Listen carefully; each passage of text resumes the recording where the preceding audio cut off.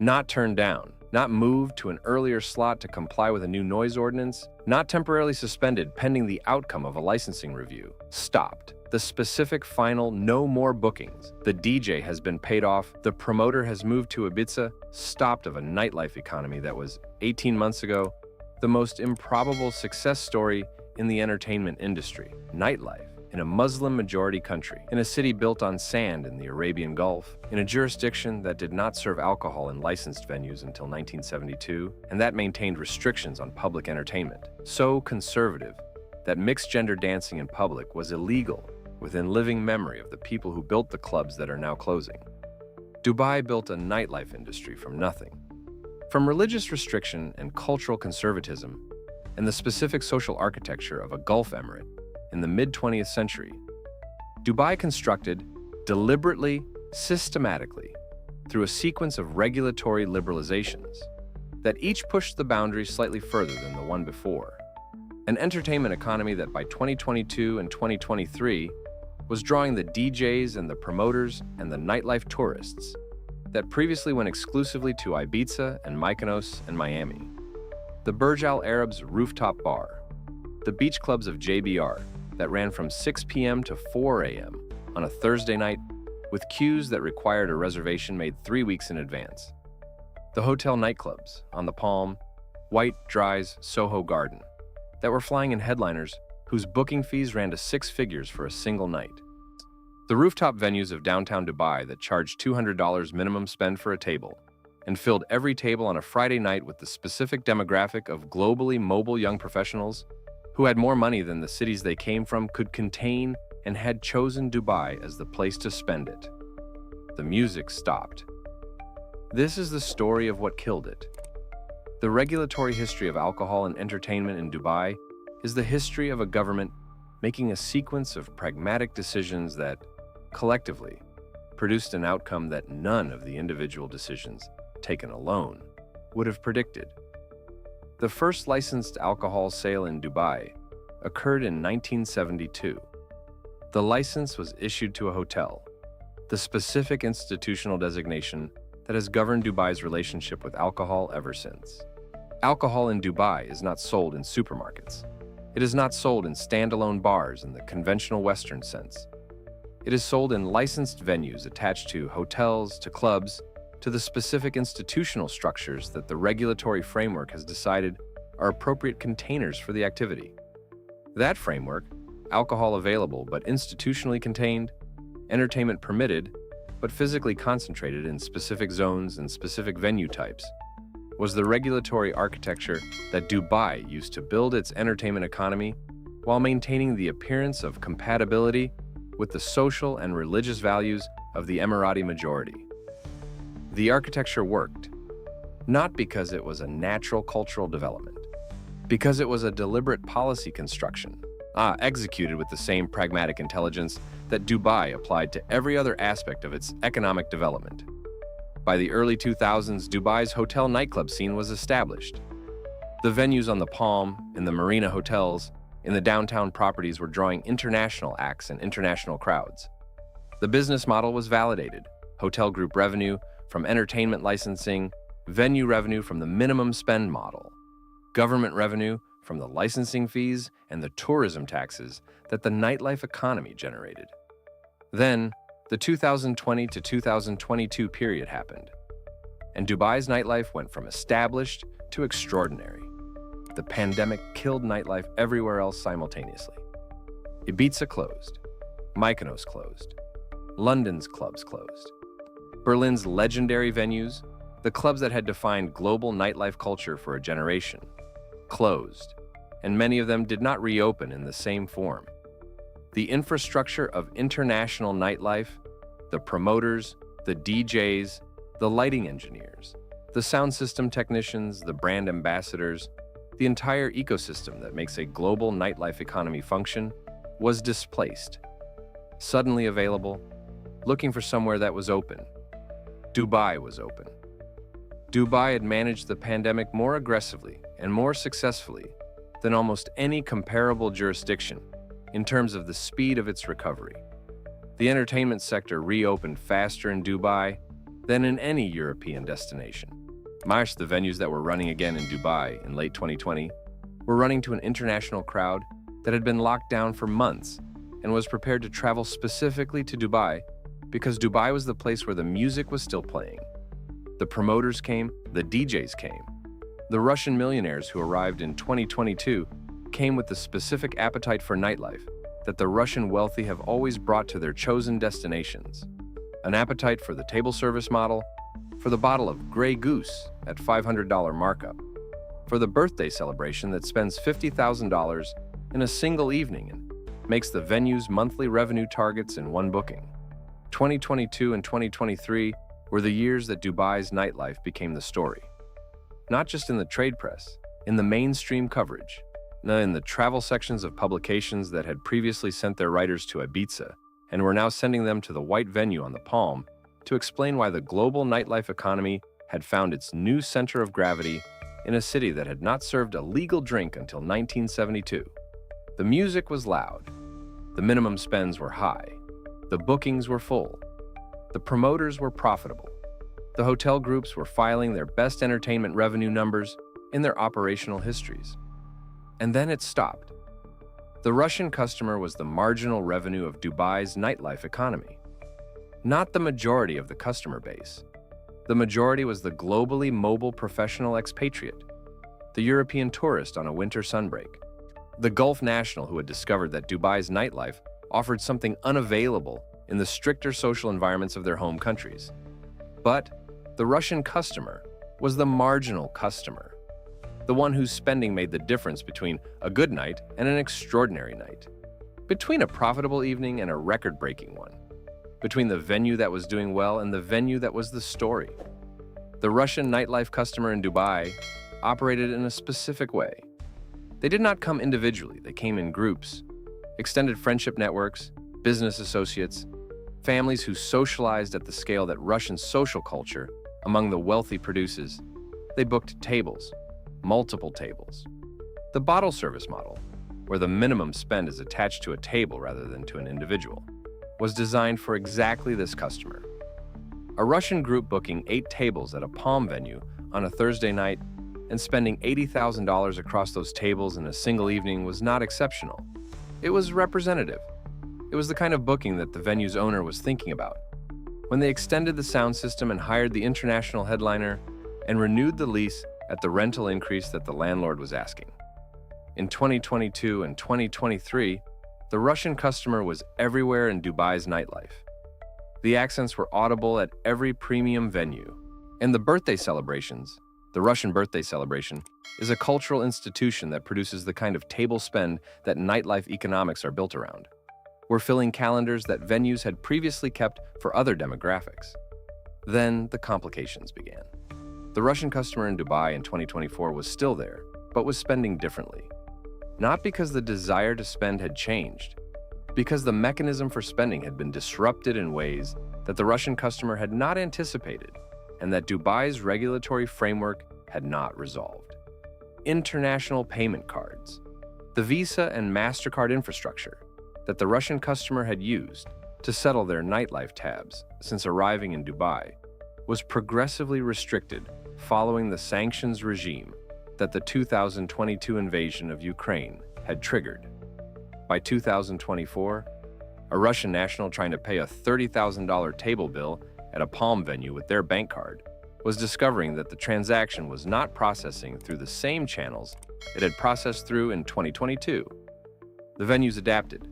Cash became more common in certain Dubai nightlife environments than it had previously been. Cryptocurrency was accepted at some venues, a regulatory gray area that the authorities managed with deliberate ambiguity. Transfer mechanisms that were not straightforward were navigated because the customer wanted to pay and the venue wanted to be paid, and the gap between those two facts was bridged by creative financial mechanics. But the friction of the payment mechanism changed the experience and changed the customer's relationship to the venue. The Russian customer who had arrived in 2022 with the specific energy of someone who had escaped a bad situation and was celebrating the escape was, by 2024, a customer who was managing the complications of their financial situation rather than celebrating their escape from it. The energy changed. The spending changed. Not to zero, to something lower, more careful, more calculated. Then February 28th arrived, and the Russian customer, who was already recalculating, made a final calculation. A city that had just been struck by Iranian ballistic missiles was not the destination for the next birthday celebration. Singapore was quieter, Istanbul was cheaper. The calculation had changed. The Russian winter in Dubai's nightlife had arrived, and it was not leaving. While the Russian departure was the dramatic element of Dubai's nightlife decline, the less visible but equally significant driver was a series of regulatory adjustments that the Dubai government made between 2023 and 2026 that incrementally changed the operating environment for the entertainment sector. None of these adjustments was announced as a tightening.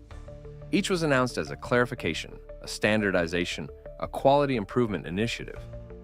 The language of regulatory change in Dubai is always the language of improvement. Things are not restricted, they are enhanced. Processes are not complicated, they are professionalized. Standards are not raised in ways that reduce participation. They are elevated in ways that improve the experience for everyone. The licensing fee increases of 2023. Entertainment venue licensing in Dubai is managed through a framework that requires annual renewal and that sets fees based on the venue's classification, capacity, and the categories of entertainment it provides. The 2023 fee review presented as a standardization of a fee structure that had become inconsistent across venue types, produced increases of between 40% and 120% for the mid-tier and premium entertainment venues that constitute the commercial heart of Dubai's nightlife economy, 40% to 120%, on an annual fee that was already substantial, for venues that were already operating on the margin structure of a nightlife business. High revenue, high cost, the specific financial architecture of an industry where the headline numbers are impressive and the profitability is narrower than it appears. The venues absorbed the increase because the business was still working in 2023, because the Russian customer was still there, because the alternative, closing or reducing operations in a market that was still generating the revenues to absorb the fee increase, was worse than paying. The noise ordinance revisions of 2024, the specific technical standards governing sound levels in entertainment venues, the decibel limits at the property boundary, the measurement methodology, the enforcement mechanism, were revised in 2024 in ways that meaningfully changed the operating parameters of outdoor venues and rooftop venues that had built their product around the specific sonic experience of loud music in an open-air environment, the beach clubs and the rooftop venues that had built their identity around the experience of dancing outdoors to music that could be felt physically as well as heard, the specific physical experience that distinguishes a great open-air venue from a restaurant with background music, found themselves operating with technical constraints that changed their product in ways their customer base noticed. The visa processing changes of 2025. The entertainment industry operates on visiting talent, the DJs, the live performers, the celebrity hosts, whose presence creates the events that justify the premium pricing that makes the nightlife economics work, are not Dubai residents. They are visitors. They require visas. They require entertainment permits. They require the specific administrative infrastructure that enables an international performer to enter Dubai and perform and be paid and leave. The 2025 revisions to the entertainment visa processing framework, longer timelines, additional documentation requirements, higher financial guarantees, new categories of content review, did not prevent international talent from performing in Dubai. They made it more expensive, more uncertain, more difficult to book with the short lead times that the entertainment industry operates on, when a cancellation needs to be replaced or a spontaneous booking opportunity needs to be seized. The promoters noticed, the booking agents noticed, the calculation that made Dubai a viable market for international nightlife talent, that the revenue was worth the logistical investment, became less favorable as the logistical investment increased and the revenue base contracted simultaneously. The beach club was the format that distinguished Dubai's nightlife from every other nightlife destination in the world. Not the hotel nightclub that exists everywhere.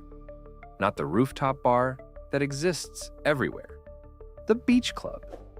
The specific Dubai innovation of a venue that was simultaneously a daytime luxury beach experience and an evening entertainment destination.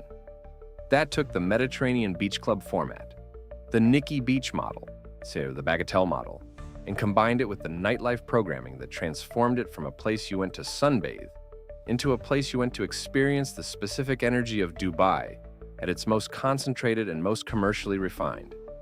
The beach clubs of JBR, the beach clubs of the Palm Jumeirah hotels, the clubs that lined the coastline of a city that had built new coastline, specifically so that it would have the geography to build them.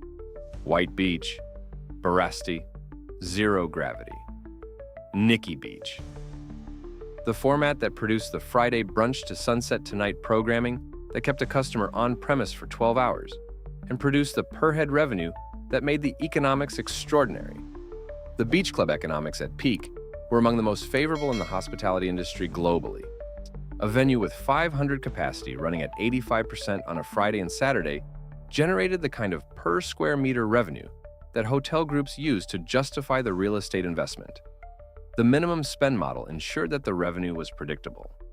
The table reservation system ensured that the revenue was collected in advance. The combination of food, alcohol, and entertainment in a single venue across a 12-hour operational window ensured that the customer's spending was captured at every stage of the experience. Walk the beach clubs of JBR on a Thursday evening in March 2026.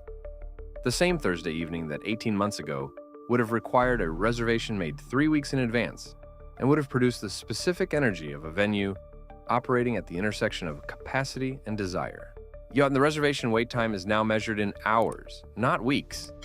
The tables that were previously allocated to the reserved section, the premium real estate of the beach club, the tables with the direct beach view and the personal bottle service attendant, have been quietly converted to walk-in availability as the advanced reservation demand has contracted below the level that fills them.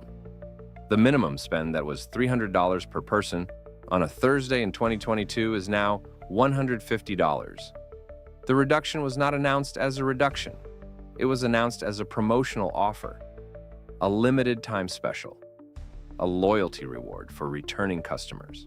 Here, the promotional language covers the commercial reality that $300 per person is a minimum spend calibrated to a customer base with a different risk profile and a different spending confidence than the customer base that is currently walking through the door.